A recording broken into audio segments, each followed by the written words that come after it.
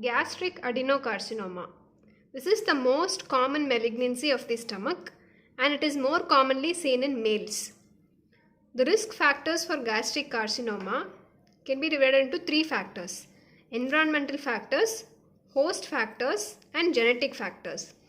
First, the environmental factors include Helicobacter pylori infection, which leads to intestinal type carcinoma, and Epstein-Barr virus, responsible for about 10% of the cases. Diet rich in nitrates, smoked food, excess salt intake, deficiency of fresh fruits, vegetables, vitamin A and C also can lead to gastric cancer, and low socioeconomic status who consume low fat or protein content is also a risk factor. Host factors include chronic gastritis, which is atrophic type of gastritis, and pernicious anemia. Hypochlorhydria favors H. pylori colonization. Intestinal metaplasia, which is a precursor lesion. Then other factors include partial gastrectomy and gastric adenoma, which are more than 2 centimeters. Barrett's esophagus and Meniere's disease. Next, the genetic factors include A blood group, familial history, HNPCC, hereditary non-polyposis colon cancer, and familial gastric carcinoma syndrome. These are all the risk factors for gastric adenocarcinoma. Chronic H. pylori infection leads to chronic inflammation of the gastric mucosa, producing atrophic gastritis. This atrophic gastritis in turn leads to hypochlorhydria because of the atrophy. This favors bacterial growth and there is continuation of chronic inflammation leading to mucosal atrophy, intestinal metaplasia, dysplasia, finally leading to carcinoma stomach. Coming to the pathogenesis, gastric cancer can be either familial or sporadic. Familial most commonly is due to loss of function mutation in the tumor suppressor gene CDH1, which codes for the cell adhesion protein E-cadherin. And sporadic can be of two types: sporadic diffuse or sporadic intestinal types of gastric carcinoma. The sporadic diffuse gastric cancer, the main mutation is due to loss of E-cadherin, CDH1 mutation. Loss of function mutations in tumor suppressor gene CDH1 is the most common case, about 50%. Others are hypermethylation and silencing of CDH1 promoter, which decreases the E-cadherin expression, and BRCA2 mutations. Next is sporadic intestinal type of gastric cancer, in which there is loss of function mutation of APC gene and gain of function mutation in the gene encoding beta-catenin. Both these cause increased signaling via the WNT pathway, leading to gastric cancer. Others are mutation of TP53, which is a tumor suppressor gene, loss of function mutation in BAX gene, which is an apoptotic regulator, and CDKN2A, which is a cell cycle control gene. Morphology of gastric cancer. Site. Most common site involved is the pylorus and the antrum of the stomach in 50 to 60% of the cases. In 25% of cases, it can involve the cardia portion, and in 15 to 25%, the body and fundus of the stomach can be involved. Lesser curvature is more involved, and the most common site is antropyloric region, junction between the antrum and the pylorus. Coming to the classification of gastric cancer, based on the depth of invasion, can be divided into early gastric carcinoma or advanced gastric carcinoma. The early gastric carcinoma is an invasive carcinoma which is limited to the mucosa and submucosa with or without perigastric lymph node metastasis. And this early cancer has better prognosis. Advanced gastric carcinoma, here the carcinoma extends below the submucosa into the muscular wall and it is associated with poor prognosis. There is Borman classification, in which the cancer is divided into 4 types.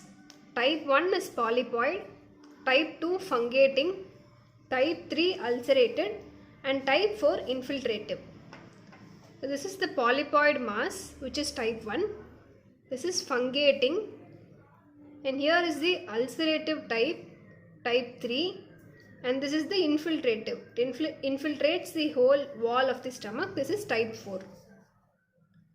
Next classification is based on the macroscopic growth pattern, in which it is divided into type 1, type 2 and type 3. Type 1 is exophytic or polypoid or fungating. Type 2 consists of superficial flat lesion which is subdivided into 3, 2A, 2B and 2C. 2A, there is a slightly elevated lesion, 2B consists of a flat lesion and 2C consists of a depressed lesion. And the type 3 gas carcinoma is excavated type, which shows shallow or deeply erosive crater in the stomach wall. The type 3 gastric carcinoma consists of excavated ulcers. These ulcers closely resemble chronic peptic ulcers, but the mucosa surrounding is firm, raised and nodular, and it consists of heaped up margins which are beaded, shaggy and irregular, and the base is ragged and necrotic, while the base in chronic peptic ulcer is smooth and it has punched out margins. This is the difference between chronic peptic ulcer and type 3 ulcers in gastric carcinoma. The next classification is Lawrence classification, which is based on histologic subtype. According to Lawrence classification, there are two types of gastric carcinoma: intestinal type and diffuse type. Grossly, the intestinal type consists of polypoid bulky tumor or ulcerated. The most common site is antrum and lesser curvature, and this intestinal type of gastric carcinoma is preceded by a precancerous lesion which is mainly H. pylori colonization leading to H. pylori gastritis. The gross of diffuse type of gastric carcinoma, it infiltrates deeply without obvious mass lesions, and it involves a broad region or the entire stomach with local rigidity of the wall leading to desmoplastic reaction. Due to this desmoplastic reaction, there is flattening of rugal folds and widespread thickening of the wall. If the entire stomach is involved, it leads to the narrowing of the lumen and the stomach becomes non-distensible, leading to leather bottle appearance known as rhinitis plastica. This is characteristic of diffuse type of gastric carcinoma. Coming to the microscopy of intestinal and diffuse type, in intestinal type, it's forming gland-like tubular structures and probably arises in the areas of intestinal metaplasia. Here the tumor cells show apical mucin vacuoles and the mucin is also seen in the glandular lumen.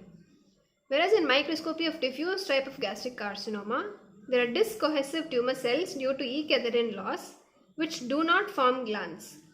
Tumor cells contain abundant mucin which expands the cytoplasm and pushes the nucleus to periphery, forming signet ring cells. So signet ring cells are seen in diffuse type of gastric cancer which resemble like these.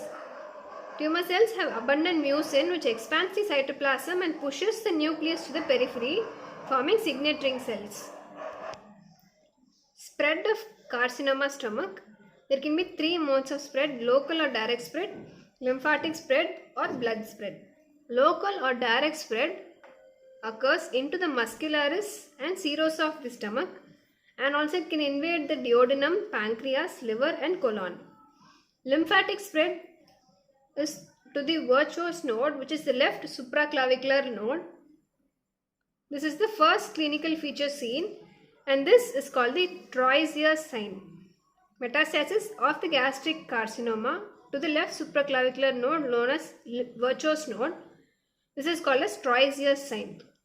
And there can be metastasis to periumbilical lymph node, which forms a subcutaneous nodule in the umbilicus called as Sister Mary Joseph nodule. Sister Mary Joseph nodule. And there can be metastasis to the ovary leading to Krukenberg tumor in the ovary. Blood spread can occur via the portal vein to the liver or the other sites like bones and lungs. Clinical features of gastric carcinoma. In high risk areas, intestinal type of gastric cancer may arise from precursor lesions like flat dysplasia or adenomas. Advanced cancer presents with early satiety, bloating, abdominal distension and vomiting. The tumor frequently bleeds, leading to iron deficiency anemia. And if there is a tumor in pyloric region of the stomach, it leads to gastric outlet obstruction. And there are two important signs, Troisier's sign and Trousseau's sign. Troisier's sign, as you've seen earlier, it is the metastasis of the gastric cancer to the left supraclavicular lymph node known as Virchow's node. This is Troisier's sign. There is another sign called as Trousseau's sign, which is non-metastatic effect seen in the form of migrating thrombophlebitis and deep vein thrombosis. Non-metastatic effect of gastric cancer seen in the form of migrating thrombophlebitis is Trousseau's sign. Finally, the prognosis. Prognosis of gastric cancer depends on the depth of invasion, the extent of nodal and distal metastasis. So this is all about the gastric adenocarcinoma. Thank you.